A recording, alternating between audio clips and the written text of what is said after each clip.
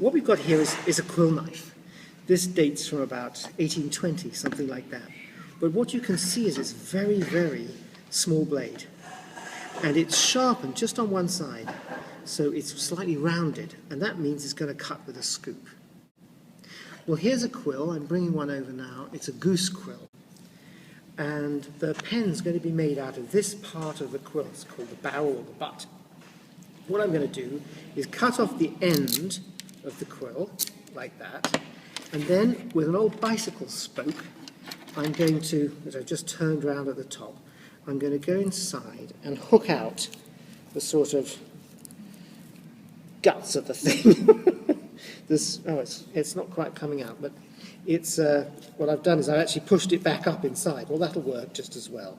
But there's a sort of membrane there that you really need to get rid of.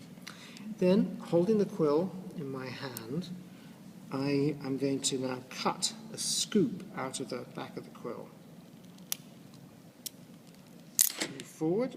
There it is. That's the first cut on cutting a quill. The next thing to do is to put the nib slit in, which encourages the ink to flow.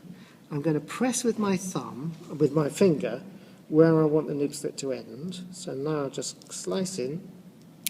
There, did you hear that little crack? Yes. That's it. And there, you can just see, there is the nib slit there. So now I'm going to cut this bit away and this bit away here to form the nib around that nib slit. So here we go. I go in here, cut forwards like that, just scrape it away, measure across to there, and then repeat the operation. And this is where I decide how wide I want the nib to be, or how narrow. And then there we've got the nib. And all I need to do now is trim off this end, and I've got a really nice quill pen to write with. So using my Metro card, because it has a nice surface to cut on, and it's black and I can see it, or dark brown, put it here. What I'm going to do is 2 cuts. The first one just slices forward like that. There we are. It thins the nib very slightly. And then the last cut, straight down. There. That's the sound of a good nib. It's nice and crisp and sharp. Otherwise, if it's soapy, you know it's not going to write well. So that there is a quill pen. But there's one problem, and that is that when I use it, I've got this very long shaft coming up here. And so if I turn it over, this is pointing straight at my face and my eye. And especially if I'm working on an upright board like this, it's a problem.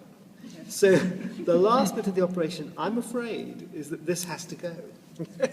So using a slightly tougher knife, I can just cut that off. And sometimes these feathers are a bit of a pain as well.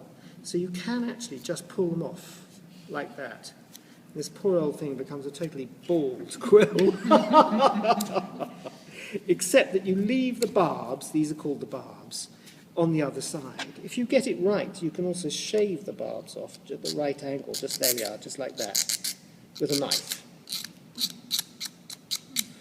But the resulting pen still looks quite beautiful in your hand. There it is, a finished quill pen.